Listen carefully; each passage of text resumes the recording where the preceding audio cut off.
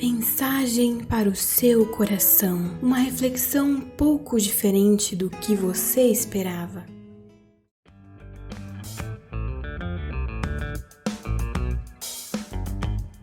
E aí, galera? Tudo bem com vocês, pessoal? Um bom dia, boa tarde, boa noite. Boa madrugada. Aqui, mais uma vez, eu, Thiago Comim, e o meu companheiro de sempre aqui de podcast, o Gero de Viana. E aí, pessoal? Espero que vocês estejam bem. Hoje nós vamos falar sobre um tema muito importante, talvez um dos mais importantes, que é o Evangelho. E o livro que nós vamos usar, Gero, de qual que é hoje? A gente pode chamar até de livreto, pelo seu tamanho, que é o Verdadeiro Evangelho, do Paul Washer. É um sermão, né? Uma coletânea de sermões. Coletânea de sermões, e foi editado pelo Iago Martins. É um livro já um pouco antigo aí, que eu tenho há bastante tempo, mas apesar de ser um livreto, é um livrinho denso. Que é aquele tipo de livro que eu li acho que 4 vezes ele, e a primeira vez você lê assim meio passando por cima, aí na segunda vez você já lê um pouquinho mais prestando atenção. A partir da terceira vez que, na minha experiência, que eu li, a coisa começou a ficar mais complicada. Porque aí os conceitos vão ficando mais claros, eles vão preenchendo mais, e aí você vai se dando conta da gravidade, da seriedade do que é falado. E é a palavra, que é a palavra exposta totalmente, e acho que é por isso que ela teve tanto efeito para nós dois. Após eu reler, ele já relido quase 2 vezes agora pra gente gravar, eu acredito que esse aqui seria um livro de leitura anual. Você lê todo ano para você não esquecer do que está aqui de conceito, pela importância e pela carga de conteúdo que ele tem. Vamos fazer uma introdução, e a introdução ela vai nos mostrar a relevância do porquê que a gente decidiu, e na realidade, eu falo por mim, não sei se o Jorge concorda, mas tinha pensado que seria tão importante e tão sério os temas que a gente pegou hoje. Eu pelo menos não tinha noção de até onde a gente iria com esse livreto, mas ele é muito relevante para a nossa situação atual, situação moderna do mundo. Acho que um dos primeiros pontos que é relevante falar sobre esse tema aqui é a questão da missão. Então, quando nós falamos de evangelho, nós ligamos quase que automaticamente à missão, e é importante pensarmos que fazer missões não significa somente enviar missionários, não é somente criar organizações missionárias, mas fazer missões é comunicar a verdade de Deus aos homens. E isso pode ser feito na sua igreja local, na sua casa, com os seus vizinhos, comunicar a verdade de Deus aos homens. E é muito importante também uma coisa que ele fala no livro, que nós podemos, como igreja cristã, enviarmos a quantidade infinita de missionários que nós quisermos. Mas se eles não estiverem comunicando a verdade de Deus, não valeu de nada. É isso aí. Eu concordo com o Thiago sobre a relevância. Na verdade, foi uma indicação minha, né, a gente fazer esse livro. Eu já tinha lido ele 2 vezes, ou 3, não me lembro. Mas eu já sabia da relevância, mas como fazia, sei lá, uns 4 anos que eu não lia, mais até, você esquece os conceitos, né? Você não tá com eles, né, tão fixos. Quando você lê de novo, aí quando eu li de novo, eu falei, rapaz, vai ser pesado. Mas assim, é relevante, é de extrema importância, como já o Thiago comentou aí das missões. Trabalho, né, em casa, sei lá, no ônibus, né? A gente tem relatos aqui na igreja de irmãos que evangelizavam no ônibus, quando andavam de ônibus. Então assim, há N fatores, até na sua ida no mercado, cara. Às vezes você pode ter uma oportunidade de evangelizar e às vezes você deixa passar. Então assim, missões é isso, é proclamar o evangelho a toda criatura. É o nosso mandato lá, né, no final de Mateus, que ele fala, vão a todas as nações, fazer discípulos. Então, para fechar isso, e o grande problema que a gente tem, como o Thiago disse, mandar um monte de missionário que não entende do que está falando, não entende do evangelho, não conhece o evangelho de maneira profunda, é que a gente tende a reduzir o evangelho a algo que ele não é. A gente trata ele de maneira superficial. A gente vem falando de um Jesus, a gente vai falar de novo das caricaturas de Jesus. Então a gente volta nesse tema. A gente vai falar de vários Jesus, você vê vários Jesus sendo pregados, mas dificilmente as pessoas elas conhecem o Jesus real. o Jesus do Evangelho, o Jesus da Bíblia de fato. Tanto que a gente estava até comentando antes das 4 leis espirituais. Quem nunca viu esse folhetinho, né? Eu falei pro Thiago assim que a gente reduz o Evangelho a quase que a medo. Você vem, ela é até bonitinha, eu reli ela. Você tem os pontos bonitinhos, o homem pecou, Deus é justo, daí vem Jesus justificando a gente, e daí no final ele fala assim, você quer aceitar Jesus? Pô, cara, você não demora 5 minutos para evangelizar uma pessoa com isso. O problema é que você não evangeliza ela. Você bota medo. Aí você fala assim pra pessoa, você quer aceitar Jesus? O cara pensa, pera, se eu aceitar Jesus, eu não vou pro inferno. Aí eu vou ter ligação com Deus. Tá top esse negócio aí, eu aceito. Aí você faz uma oração e a pessoa tá salva. Tá salva, Thiago. Salva, Thiago. Eu não vou responder de forma contundente a essa pergunta, porque nós sabemos que o Espírito Santo ele age apesar das coisas que nós fazemos. Não, claro, sim. Mas a questão é que a gente não precisa fazer com esse método tão simplificado também. Se nós temos a oportunidade de conhecer o verdadeiro evangelho é complicado, e pregá-lo, mas realmente esse é o detalhe, de não reduzir o evangelho a algo que ele não é.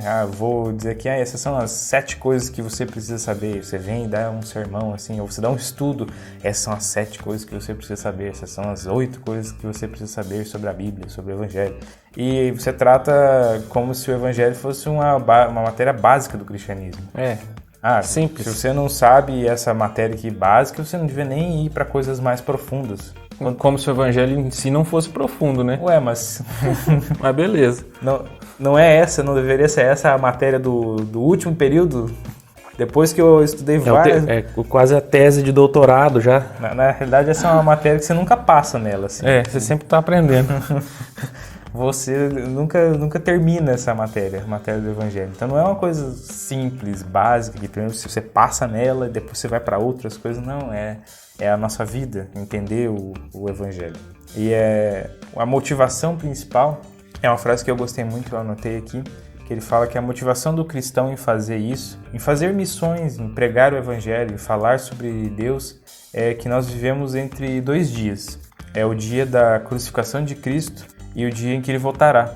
Então nós estamos aqui no meio, a gente poderia chamar até como se fosse o 3º dia, vamos dizer assim. E a gente nem sabe se daqui a pouco acaba, se acaba amanhã. Então você não tem essa noção de tempo, de que tenho mais 20 dias, tenho mais 50 dias, mais um mês, você não sabe. A motivação é saber que teve um dia em que Cristo morreu por nós, tem um dia em que ele voltará. E nesse meio é onde devemos cumprir isso. Falar sobre o Senhor e cumprir a nossa missão.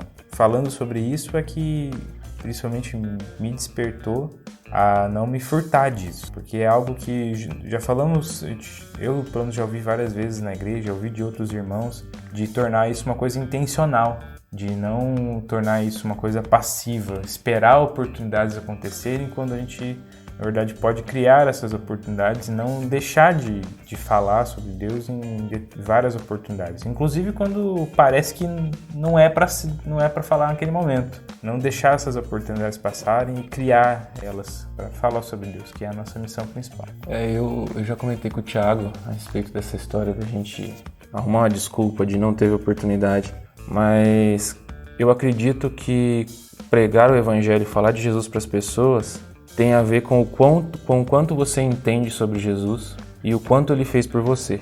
A gente vai comentar sobre isso mais pra frente, mas tem a ver com isso. Você entender de onde Jesus te tirou. Quando você entende isso, não tem como você ficar apático, atípico, não querer de maneira intencional fazer com que as pessoas conheçam esse Deus maravilhoso.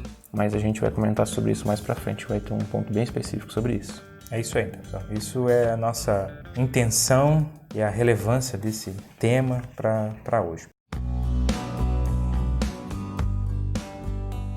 Começando nosso primeiro capítulo, esse é um livro que vai ser um pouco diferente a nossa abordagem aqui. Nós ainda assim tentamos resumir, mas o resumo ficou gigantesco, porque é uma coletânea de sermões, um sermão expositivo, linha a linha, versículo por versículo, não sei nem se palavra por palavra, mas todo o texto que eu vou ler agora, ele é analisado, comentado, exposto, então nós cuidamos para tentar não deixar passar nada, Porque aqui é uma abordagem um pouquinho diferente, né, Jair?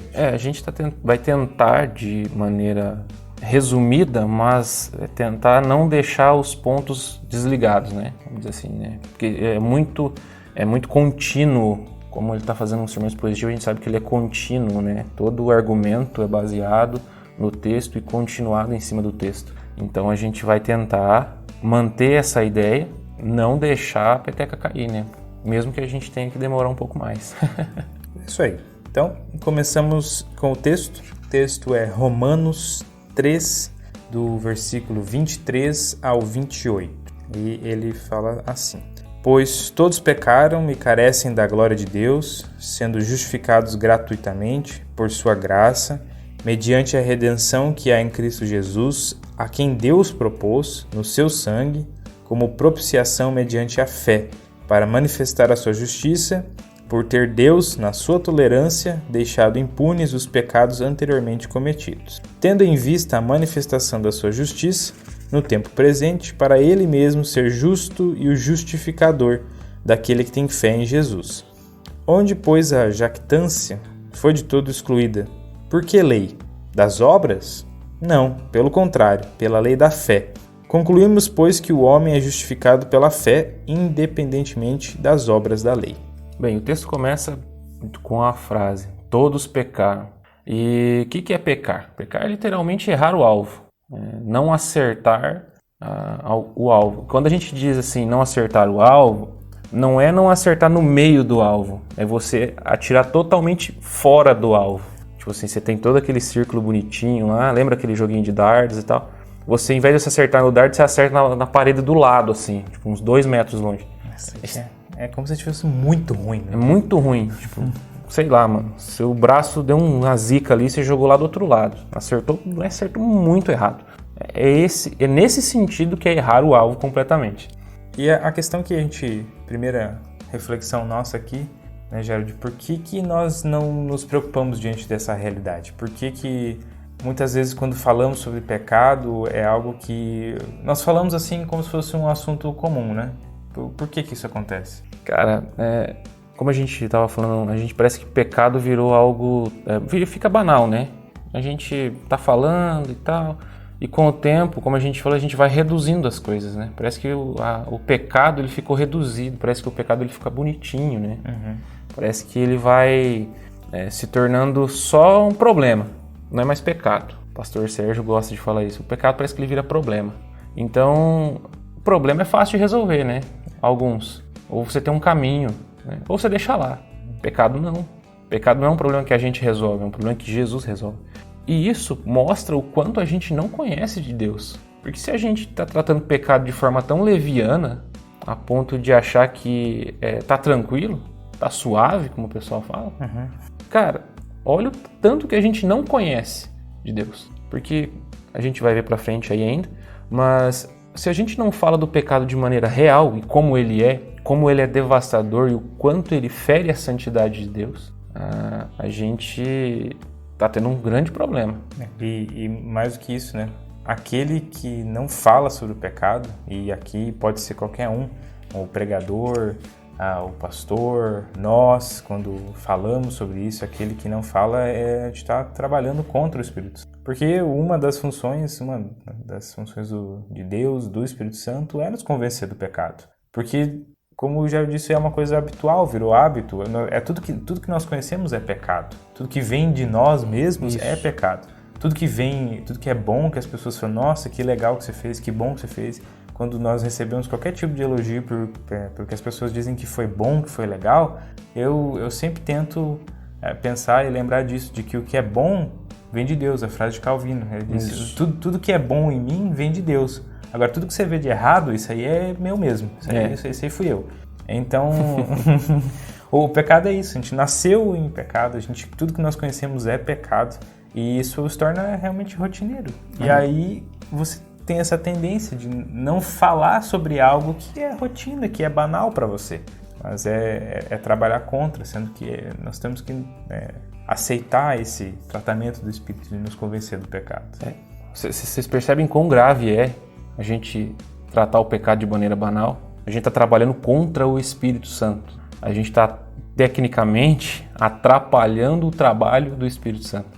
Veja, Romanos também fala que aqueles que trabalham de maneira a deixar o pecado de maneira branda, você está trabalhando contra o Espírito Santo. Então, se você trabalha contra o Espírito Santo, cara, você é digno e passivo de condenação. Ah, mas eu estou na igreja e como que isso acontece? Rapaz, reveja seus conceitos. Reveja seus conceitos. Isso aqui é um assunto muito sério. A gente está tentando tratar ele de maneira mais séria possível, sem fazer até muita piadinha. A gente tem que entender que se a gente não fala de pecado, o Espírito Santo vai convencer você do quê? O pecador do quê? A gente tem que mostrar o quanto é pecaminoso, né? E a gente vai entrar no outro ponto, que é por que o inferno é infinito? Por que o inferno é infinito? Você já parou para pensar nisso? A gente tem uma vida limitada, certo? Mas por que o inferno é infinito? Essa é uma pergunta muito que sempre eu já fiz essa pergunta antigamente. Hoje em dia faz um bom tempo que eu nunca me perguntei, mas quando refleti eu lembrei de porquê e entendo porque as pessoas perguntam isso. Mas o problema dessa pergunta é o referencial. Então, uma das grandes questões é que um dos nossos conceitos errados, que alguns de nós podemos ter, e espero que não tenhamos mais, é de que cometemos pecado contra as pessoas. Eu pequei contra o Gerald, eu pequei contra a minha esposa.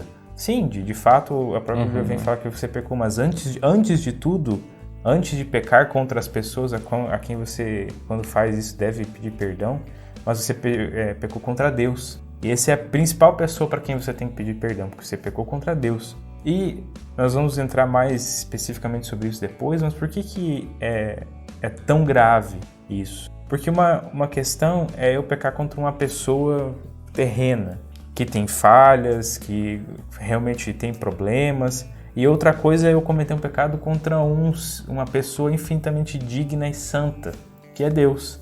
Essa é a diferença de pecar contra uma pessoa comum e pecar contra Deus. Não é uma coisa simples, não é uma coisa tranquila, que eu posso me safar sem muitos problemas. Essa é a diferença.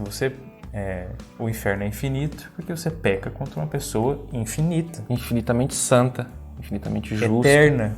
Vocês estão vendo a proporção disso? Cara, a gente tá falando de infinito. A gente não vai nem conseguir discorrer muito sobre, porque aí entra na nossa própria limitação. Porque, tipo assim, mas se a gente para pra pensar, cara, Deus é infinitamente santo. A gente peca contra um Deus infinitamente santo. Cara, se você não treme diante dessa realidade, eu relendo isso, eu falei, cara, e eu achando que tava ficando bom, hein? Tá ficando cada vez pior a minha situação. Né? Porque quanto mais você entende isso, quanto mais você começa a pensar sobre isso, raciocinar, refletir, você fala, cara, Jesus me tirou de um buraco, mas era muito grande mesmo, era infinito. Entendeu? E a gente não compreende isso. Por que a gente não compreende isso? Porque a gente não entende o quão glorioso Deus é. A gente muitas vezes não discorre sobre a grandeza de Deus, porque é quase surreal. Como o Thiago falou, nossa limitação não chega, nossa mente não consegue alcançar isso. Então a gente olha para as Escrituras e a Escritura fala desse Deus maravilhoso, gigante, grande, infinito. Só da gente pensar em infinito, a gente já devia falar, rapaz, Deus é realmente muito maior do que eu possa imaginar. Aí a gente vai para a criação. A criação, Deus fez tudo isso, já mostra o tamanho do seu poder. E sabe o que é legal? Toda essa criação reverencia Ele, adora Ele, obedece Ele. Porque quando Ele diz lá, separem-se as águas das terras firmes, separa o dia, a noite, se separa, vai haver luminares aqui, vai haver... Cara, tudo obedece. E a criação vai obedecendo. Ninguém fala assim, peraí, Deus. Simplesmente obedece por tamanho o seu poder, tamanho a sua grandeza. Aí a gente vem, né? Deus vem, de alguma forma nos chama, seja por 4 leis espirituais ou qualquer outro método. E aí você fala assim, como é que a gente fala, Thiago?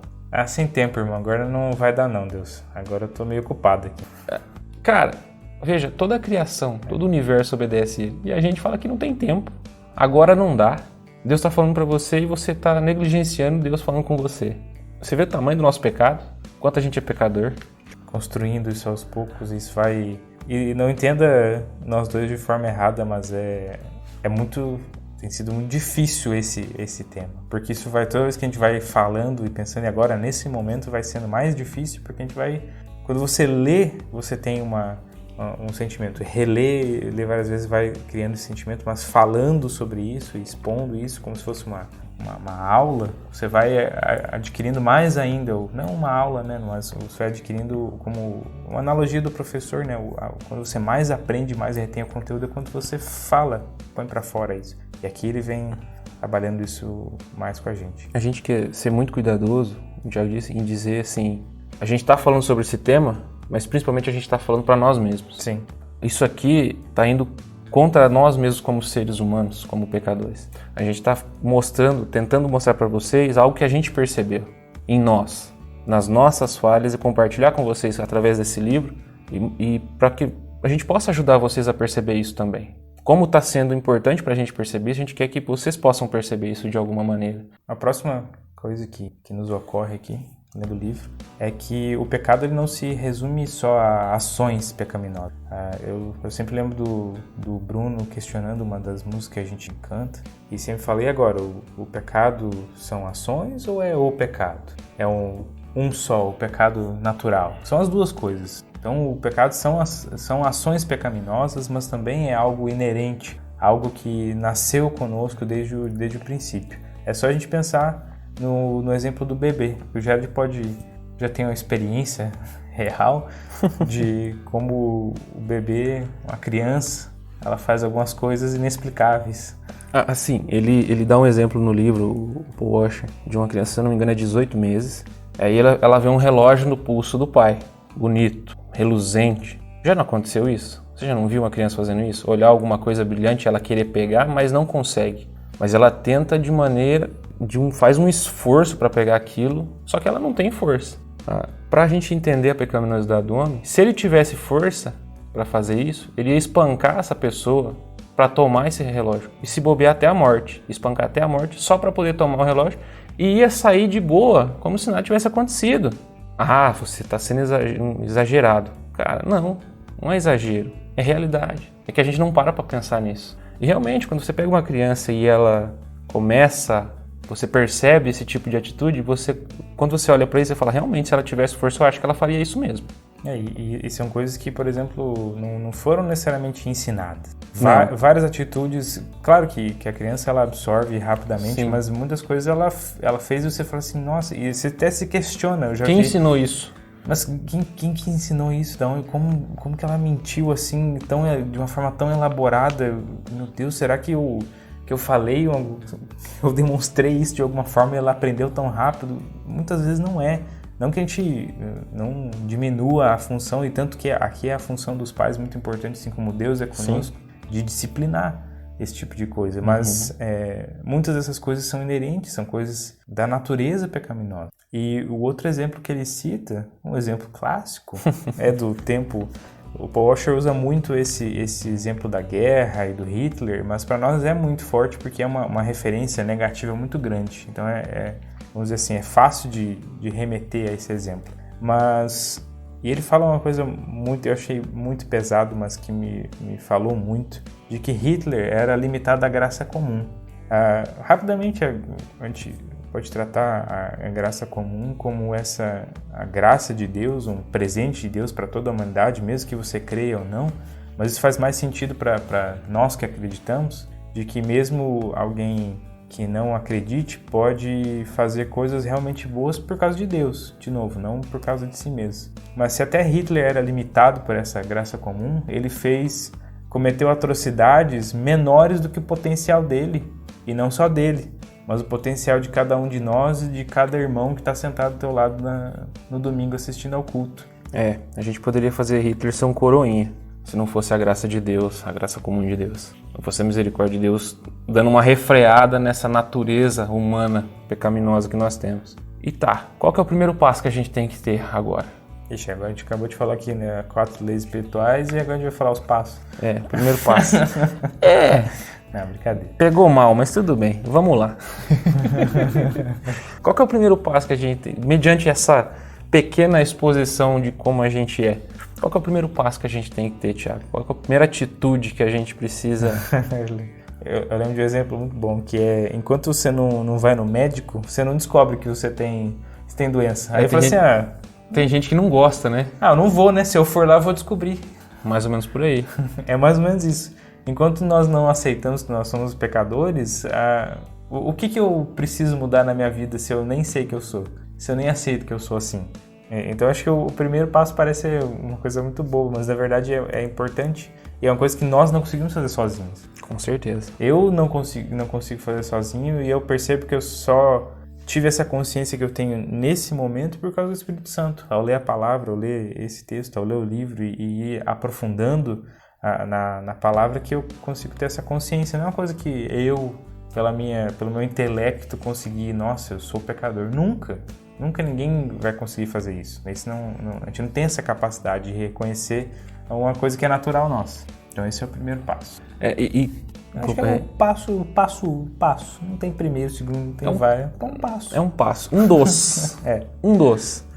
E qual que é o grande X da questão? O que o evangelho moderno, a gente pode dizer assim, traz para nós? Ele traz uma roupinha bonita, né, para o pecado. Ele tenta camuflar o pecado, voltando nesse problema. Ele faz o pecado bonitinho, né? Ele tenta aliviar o peso do pecado.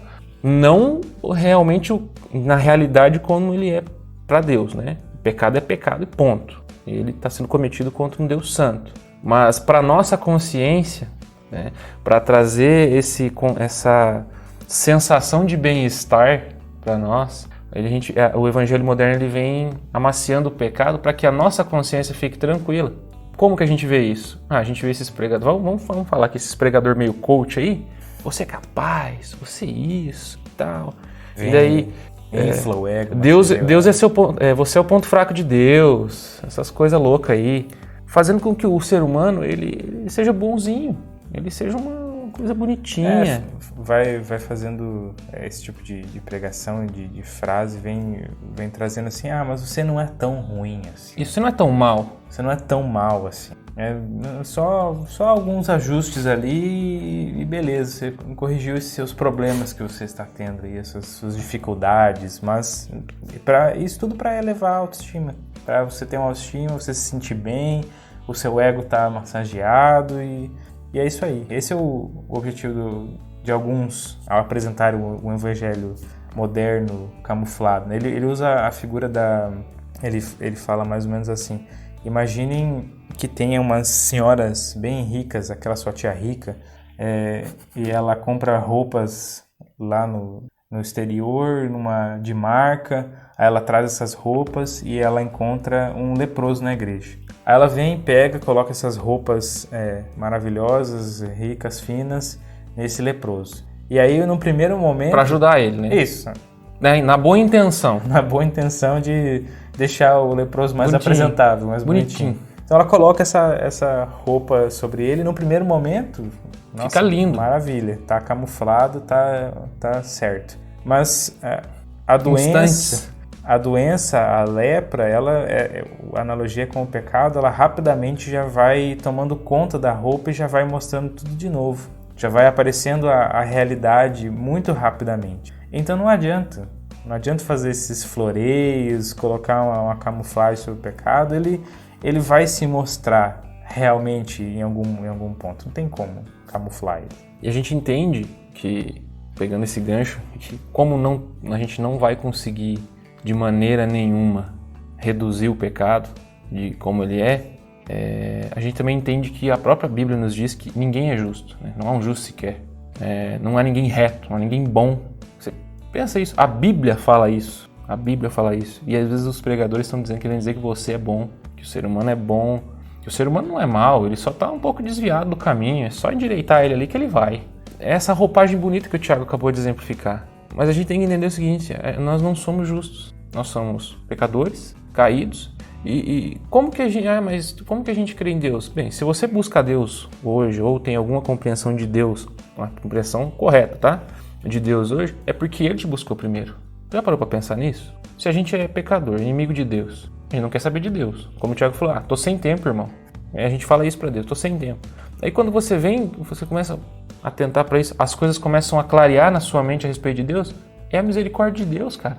Tá abrindo a sua mente para você entender quem é Deus. Como a frase que o Tiago falou, se há algumas qualidades em nós, elas vêm de Deus. É misericórdia de Deus, essa frase de João Calvino. E ele continua expondo o texto. né? Que todos pecaram e carecem da glória de Deus. Aí você começa a pensar, todos carecem, né? Todos precisam da glória de Deus. Nesse momento, Deus é o centro dos nossos pensamentos. Tiago, a gente pensa todo o tempo em Deus? O que eu respondo e que qualquer um poderia responder assim, será que tudo que nós fazemos é para a glória de Deus? Cara, mas é difícil fazer isso, né? Então, lá no meu trabalho, tudo que eu faço é para a glória de Deus. Em casa com a minha esposa, tudo que eu faço é para a glória de Deus. Na igreja, tudo que eu faço é para a glória de Deus. Cara, difícil essa pergunta. Eu diria assim, cara, ninguém é assim. Ninguém é assim a todo momento, todo instante. Tudo que eu faço é para a glória de Deus. E é exatamente isso. Ninguém é assim. Ninguém é justo, ninguém é reto, ninguém é bom. Até porque... Apenas quando Deus entra na sua vida e te regenera, que você pode começar a expressar algumas qualidades dele, não tudo. Isso. Perfeito. Porque assim, se a gente fosse realmente bom, tivesse algo de valor, de fato, que pudesse, por nossa própria força, por nossos próprios esforços, nos fazer chegar a Deus, para que Jesus teria que morrer numa cruz? Por que Deus tem que se revelar? Por que Deus tem que ter misericórdia da gente? Nesse ponto de se mostrar pra gente. A próxima questão esse é uma coisa que eu já me peguei pensando de novo no passado. A Deus que hoje o Senhor já me permitiu conhecer um pouquinho, e aí me falta a minha própria negligência, né? Capaz que a gente faz isso. A nossa própria negligência em conhecer mais o Senhor.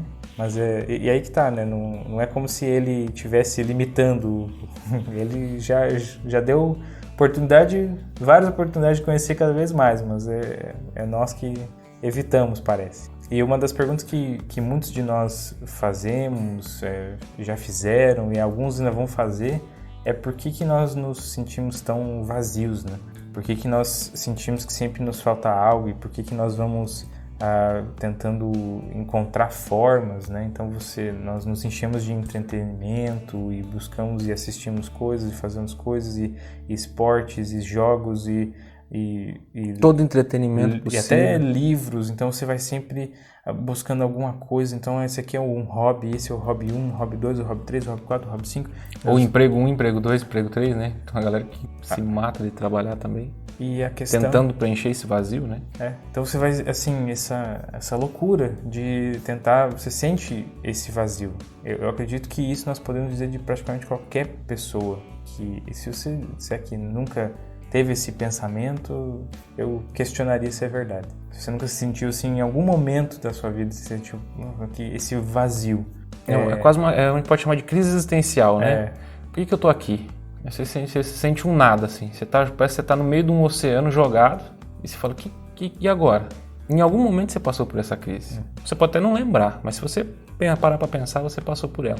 E a conclusão que ele chega, que nós também concordamos que são basicamente dois motivos. Ou não somos realmente convertidos, ou não compreendemos o verdadeiro evangelho, ou nós temos sido mal alimentados. Temos recebido doutrinas ruins, não saudáveis para a nossa vida. Basicamente é isso. Porque quanto mais de nós mesmos nós temos, mais vazios nós somos. Quanto mais coisas terrenas e nossas nós temos, mais vazios nós somos. Por quê, Gê? Porque nós somos feitos para uma pessoa, um ser específico. Somos feitos para esse ser maravilhoso. Por isso que, como você disse, não ouvimos o evangelho de verdade. Não somos bem alimentados espiritualmente. Não nos alimentamos espiritualmente, porque também não temos compreensão disso. E parece que o vazio aumenta. Quem nunca teve uma fase aí, uma depressão espiritual, vamos botar assim, de não querer buscar Deus, não querer orar, não querer... Cara, quanto mais você não busca a Deus, parece que mais o vazio aumenta. Parece um buraco negro, ele vai aumentando e vai te sugando e você, cara, até que vem Deus com a sua misericórdia de novo, te dá um peteleco, fala, ô menino, acorda, mostra a sua misericórdia de novo. Sim. Quer dizer, mostra não, né? A gente tá ali, a gente, por causa do nosso pecado, acaba como se fosse um véu de novo, né? Tampando a glória de Deus ali, nos travando e não nos permitindo enxergar esse Deus maravilhoso. Mas aí Deus, com sua misericórdia, nos abre os olhos sempre para isso. E nós encerramos esse primeiro capítulo, concluindo, não quero dizer de uma forma pessimista, mas de uma forma realista. Porque esse primeiro capítulo ele trata desse ponto que é tão difícil de nós falarmos, e foi difícil para nós chegarmos até aqui. E a gente só pincelou isso aqui. Só pincelamos, justamente. É muito mais denso do que a gente passou aqui, tá? A gente está tentando, de alguma maneira, para não ficar muito pesado, e também a gente não falar 5 horas seguidas só sobre esse tema, senão a gente ia falar tranquilamente sobre isso, para falar tentar de alguma maneira profunda, né? E a gente ia ter que trazer algumas pessoas com conhecimento mais específico para falar sobre isso de maneira mais profunda. Eu acredito que a gente não está também sendo reducionista, nós estamos tratando das coisas de forma correta. E eu acho que terminamos dizendo assim que o pecado, o que ele faz? Ele nos torna distorcidos, então nós não temos a natureza de Deus, nós estamos distorcidos, separados completamente de Deus, afastados completamente e completamente desprovidos de propósito. Esses são os efeitos do pecado na nossa vida, e isso é muito, muito grave, porque de novo nós voltamos a tudo que foi falado aqui. Deus nos criou, nós entendemos e acreditamos nisso, de que Deus nos criou para um propósito, para estarmos perto dele e para termos uma natureza semelhante. Ele nos criou a sua semelhança. Então esses efeitos do pecado, eles distorcem tudo isso. Distorcem, né? Todo esse conceito, todo esse plano para nossas vidas.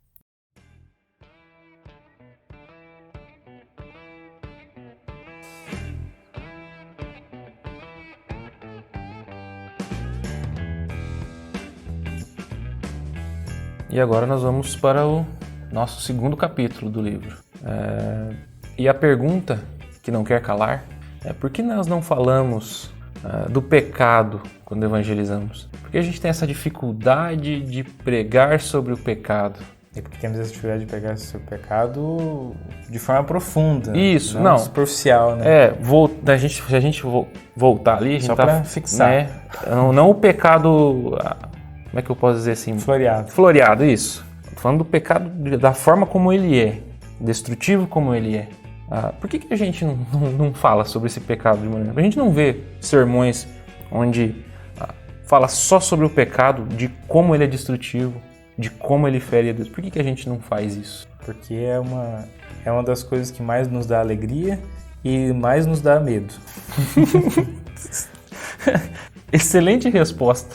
Deus é justo. E se você pensar assim rapidamente, sem refletir muito, realmente, olha, mas eu tenho alegria em saber que eu sirvo a um Deus que é justo. E aí nós sempre... Mas ninguém lembra da outra parte, né? E aí sempre entendemos, se ele é justo, ele é um Deus amoroso. Ele é bom, ele é amoroso, ele é misericordioso. Não que ele não seja. E claro que ele é, obviamente. Mas aí ele não é só uma coisa.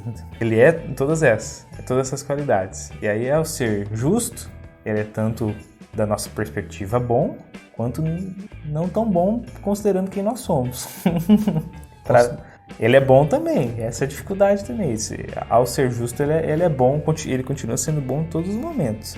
Mesmo na sua justiça. Quando nós nos colocamos pecadores diante de um Deus justo, aí fica um pouco mais complicada na situação. Aí a chapa esquenta, irmão. O que acontece? Outra pergunta que não quer calar, Thiago. Agora eu acho que é o divisor de águas aqui, é a contenda, é o inimigo querendo nos levar para o mau caminho. Coitado do diabo.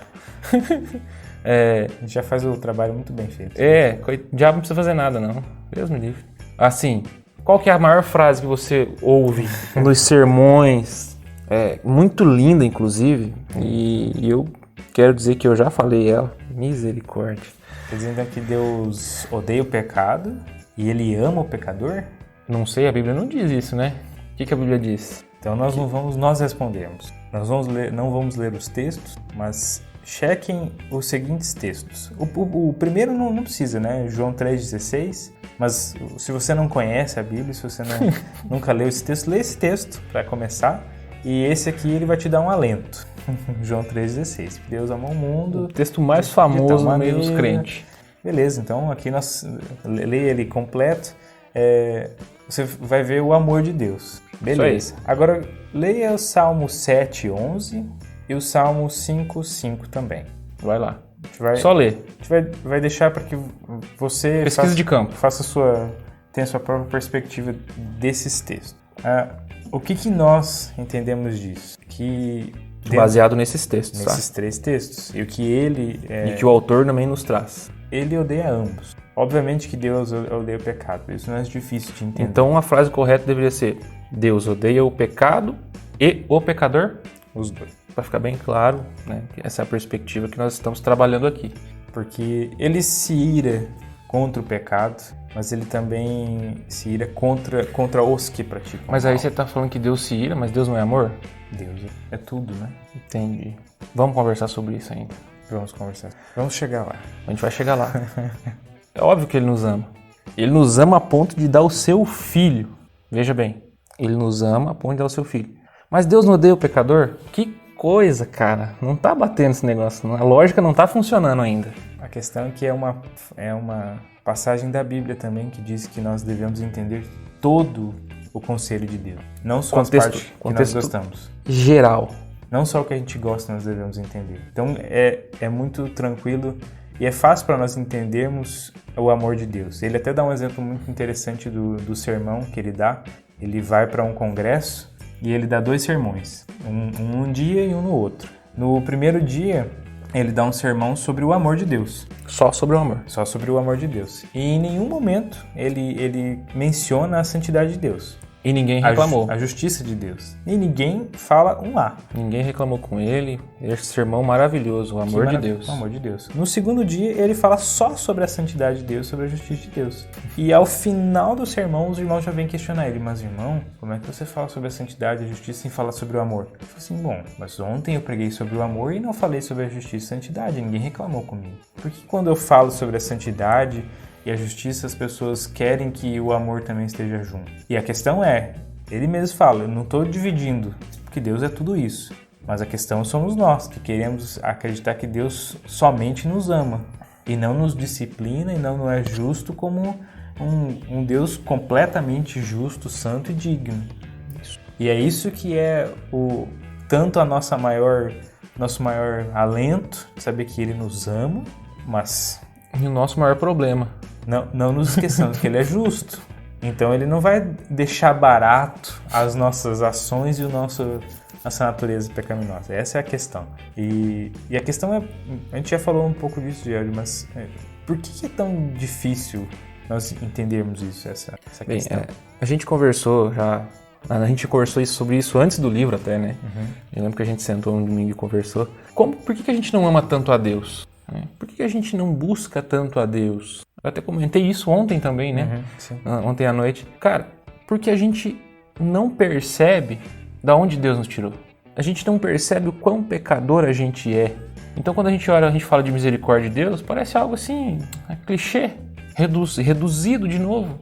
Porque se o ser humano não é tão ruim assim, a misericórdia de Deus também não é tanta coisa assim, como as pessoas dizem. É misericórdia, realmente, Deus me amou ali, mas você não dá, parece que a devida importância. A gente não compreende essa situação terrível que a gente tem do pecado. De onde Deus nos tirou? Um exemplo que ele dá, que é o exemplo da masmorra, se você pega um molho de chave, e eu pegar um molho de chave e ficar chacoalhando na sua frente aqui, pra você tanto faz. Não faz diferença nenhuma pra mim. Não tem significado nenhum pra mim. Eu vou ficar aqui, balançando, barulho de chave, coisa linda. Você vai falar assim, por que esse louco tá balançando esse molho de chave? Qual a intenção disso? Agora, se você tivesse preso numa masmorra ou numa cela solitária e você escutasse o barulho da chave... Que alegria. Isso tem um sinal do que pra você? Isso pode ser que eu seja livre. Esperança. Esperança, alegria. Você vê como muda a perspectiva? Se você tá tranquilo, não é nada.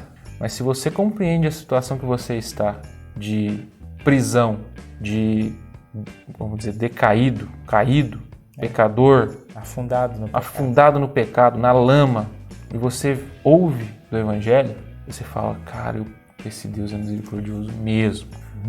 Muito misericordioso.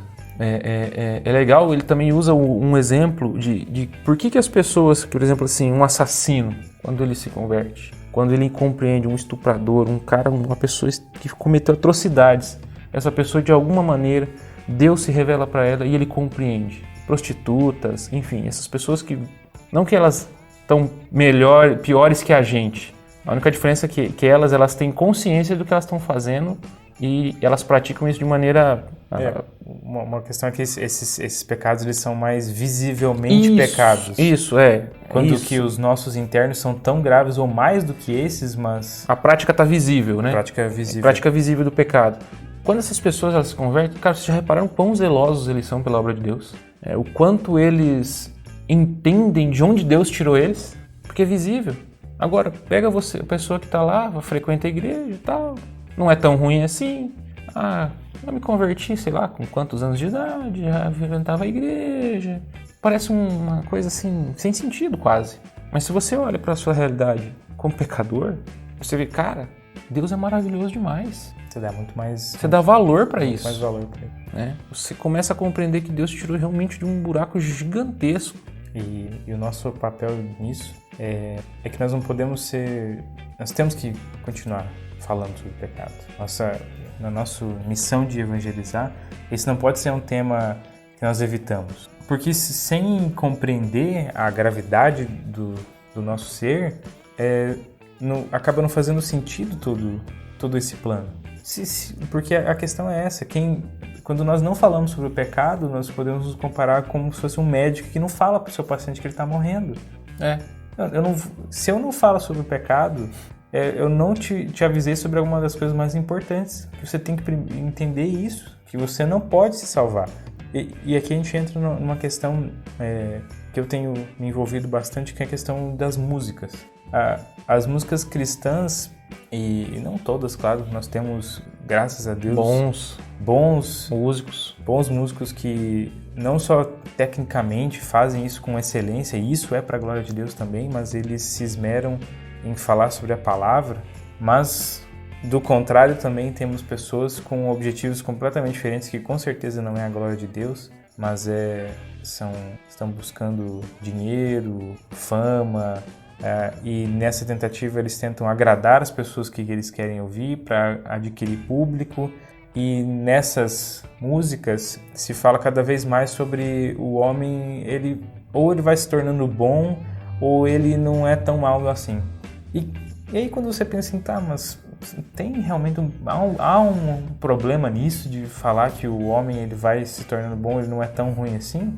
Cara, sim, porque um homem bom ele não precisa de um salvador. Se eu não tenho nada de mal em mim, se eu não tenho nada de errado, eu não preciso mudar, já tá tudo certo. A forma como eu já estou na minha forma completa hoje. Na minha forma final. Juntou todas as partes do Megazord ali. Esse é o problema. Se nós somos bons, não precisamos de mais nada. Agora, se nós entendemos quão miseráveis nós somos, quão vermes nós somos, aí sim nós precisamos de um salvador do alto que resolve uma coisa que nós nunca pensaríamos sequer em como resolver nossos problemas, nossos pecados. É isso aí. Continuando nosso papo, voltando ao assunto da ira, né? Ira versus amor, né? Quase isso, como se fosse assim, mas tudo bem. Partindo desse princípio, de toda essa maldade, toda essa atrocidade que o ser humano comete todos os dias, podemos dizer até 24 horas por dia. Aí fica um aspas assim, pequeno ou grande, mas é aquela questão de ser visivelmente... Visível ou não. Mas é pecado.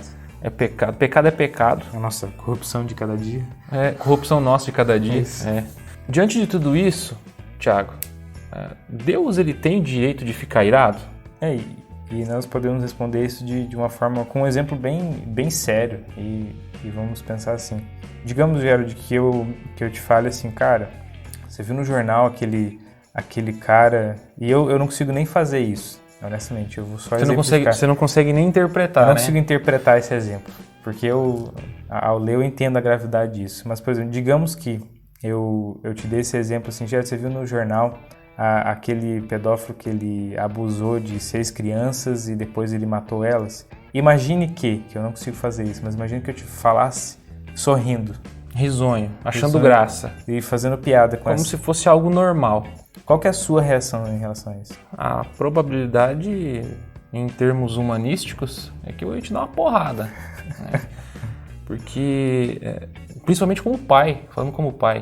Cara, você falar de abuso sexual como se fosse algo normal, cara, você fala assim, cara, é louco. Você vai ficar extremamente irado. Você não vai ficar com raiva, você vai ficar irado. Ira não é algo que se aplaca de maneira tão rápida. A raiva passa rapidinho, mas a ira, cara, você pensa, ira é se você chega a fazer a pessoa perder o controle em determinadas situações. A gente tá falando em termos humanos, certo? Olhando pra nós. Você pega uma pessoa irada com uma situação dessa, não é à toa que quando acontece um caso desse de estupro em bairros, o que acontece com o cara quando a população pega ele? Mano, esse cara é destruído, ele é detonado. Se a população pegar esse cara, dificilmente ele sobrevive. A gente sabe que é assim. Por quê? Porque essas pessoas, apesar de elas terem uma natureza pecaminosa, elas ficam iradas com essa injustiça. Gente, não tá dizendo pra vocês fazerem isso. Não. Pelo amor de Deus. Não, a gente tá só dando um exemplo. A gente tá tentando dar um exemplo de, assim... Um pecado. Se nós temos essa reação... do pecado. Se nós temos essa reação, e mesmo que fosse uma reação contida, né? Você só ficasse irado internamente, vamos dizer assim. Um outro exemplo que ele dá também, né? Que ele diz assim, imagine que você chega na sua casa, e olha que difícil, só de dar esse exemplo, como se você tenta imaginar o que você faria nesse. Imagine que você está trabalhando, sua esposa está em casa, você volta, quando você chega, você vê a sua esposa morta e o assassino ainda está lá, com as mãos ensanguentadas, você voa nesse cara no pescoço dele, com a intenção de matar, porque é a tua primeira reação, mas...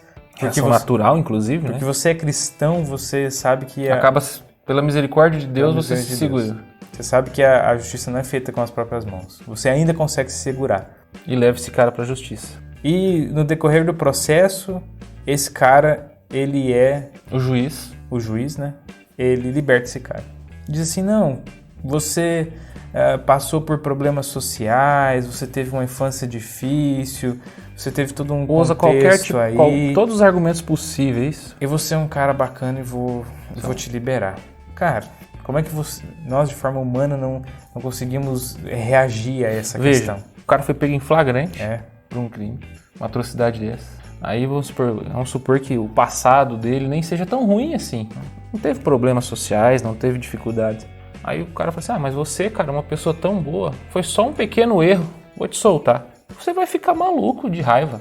De novo, assim, nós estamos... Você vai gritar, justiça, eu quero justiça. Todos os exemplos da nossa perspectiva humana de justiça. Você tá vendo?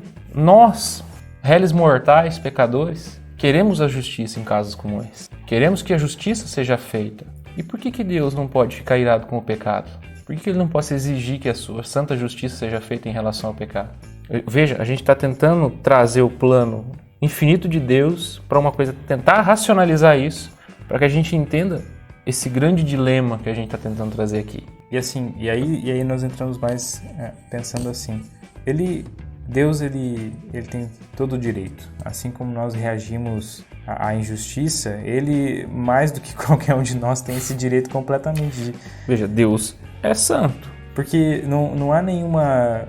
Deus não é como se... Nós temos ainda uma questão que nós temos a lei sobre nós. Deus não tem isso. Isso. Não tem uma lei que governa Deus. Ele não está abaixo de nada. Deus é soberano sobre todas as coisas. Então, qualquer coisa que aconteça de forma injusta contra Ele, ou contra qualquer pessoa, Ele não tem como ficar alheio a isso. Você imaginou, esse exemplo que nós demos, já imaginou se Deus... deixar passar batida essa situação, eu vou te liberar aqui, vou ser leviano, vou ser conivente com esse teu pecado. A gente está usando um exemplo super, super grave para exemplificar, mas aí pensemos na corrupção nossa de cada dia, né? Porque, de novo, esse pecado não é cometido contra um de nós, mas cometido contra Deus. E aqui, para dar uma noção de quão grave é isso e de como não devemos tratar isso de forma tranquila, como ele dá um exemplo ali, mas se eu chegar lá na frente de Deus, eu acho que eu aguento a porrada. Esse exemplo aí, eu lembro bem claro como ele trata no livro. Um jovem diz para ele, no dia do juízo eu vou ficar em pé diante do trono de Deus. Acho que eu aguento a porrada. Eu vou ficar em pé, porque, olha, veja bem, olha o tamanho da ignorância de achar que ele vai ter algum tipo de justiça perante Deus. Você está entendendo? Ele falou assim, eu sou uma pessoa boa, eu vou ficar em pé diante de Deus, diante do seu trono, aquele que Isaías aconteceu quando ele viu. A primeira coisa que ele fez, se prostrar. Veja bem, o que vai acontecer, Tiago? Ele descreve aqui, e o termo ira de Deus, no original, se pegarmos a linguagem original, ele é parecido com o termo de o bufar das narinas, o vapor que sai das narinas. Ele dá até um exemplo no livro do touro, né? Da criação de touros. Então ele tinha uma criação de touros, então ele dá o exemplo do touro quando ele fica irado e aquele igual desenho quando você vê o vapor saindo do nariz. Ele fala assim, você tá lá lindo, belo, formoso caminhando. Se um touro daquele bufar pra você, corre, que ninguém para ele. Agora, eleva essa ilustração ao nível de Deus e você acha que você vai aguentar ficar na presença dele, sendo injusto em relação ao justo juiz? Sem chance, irmão. Tem jeito não. E acho que isso dá uma ideia. Nós tratamos em termos humanos essa justiça. E acho que nós temos conceitos muito errados sobre isso. Mas é muito sobre a falta de referência. Uhum. Então, quando você tem uma referência que é Deus, o que é justo ou injusto é completamente diferente dos nossos termos humanos de justiça. E para dar seguimento aqui, uma coisa que o Serginho também gosta de falar muito sobre isso, já ouvi ele, eu acho que umas 3 vezes, de que a história da Bíblia não é a história dos homens. Eu já vi outras pessoas falando também, aquele exemplo da parábola do filho pródigo. Você fala que é do filho pródigo, mas a história não é do filho pródigo, é do pai. Isso. Então é um ótimo exemplo de como a Bíblia é a história de Deus, que estende a sua mão para os seus inimigos, para um monte de gente pecadora, isso aí. A qual foi dado a misericórdia e a graça, mas ainda assim nós e eles e toda a história na Bíblia recusamos e não aceitamos. Ele estende a sua mão para salvar. Muitas vezes fala assim, salvar do pecado. Deus está nos salvando dele mesmo. Porque se nós nos chegássemos para sermos julgados por esse juiz, não teríamos chance por nós mesmos. Então ele nos dá uma forma de sermos salvos dele mesmo. É legal que eu tô lendo aqui no nosso escopo, e por que o inferno é eterno, né? Por que existe o inferno? Quem governa o inferno? Quem é dono daquilo lá? Quem manda?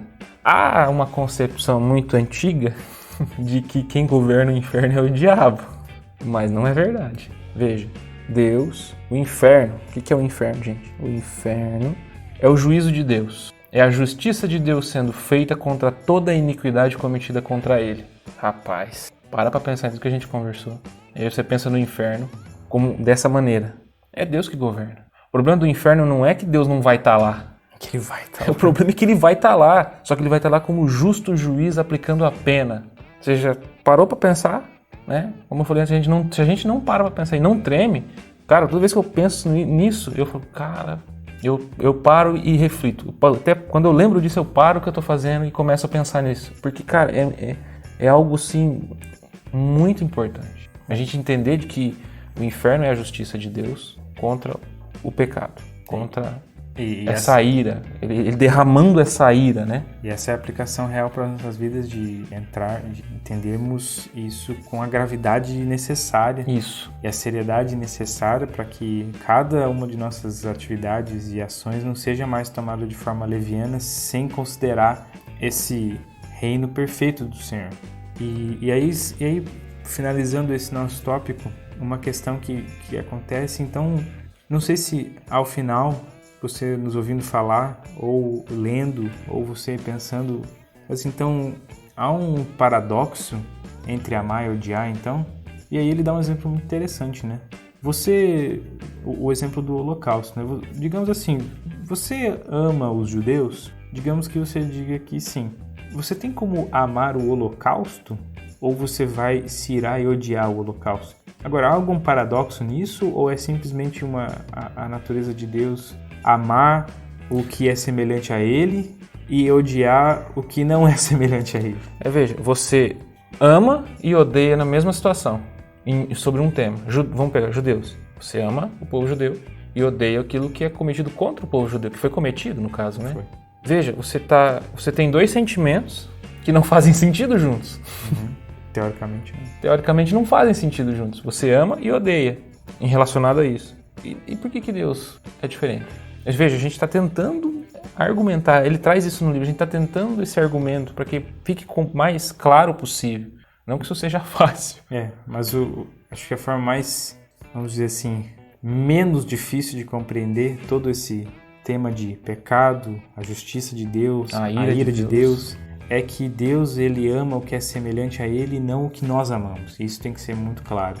Porque nós, como pecadores, nós amamos coisas que ele não ama. E por isso, às vezes, é difícil de entender, também entender o próprio amor de Deus, que a gente não vai se ater aqui. Mas ele, o Senhor, ele ama o que é semelhante a ele. E ele, obviamente, tem uma reação correta em se irar contra aquilo que é contra a sua vontade.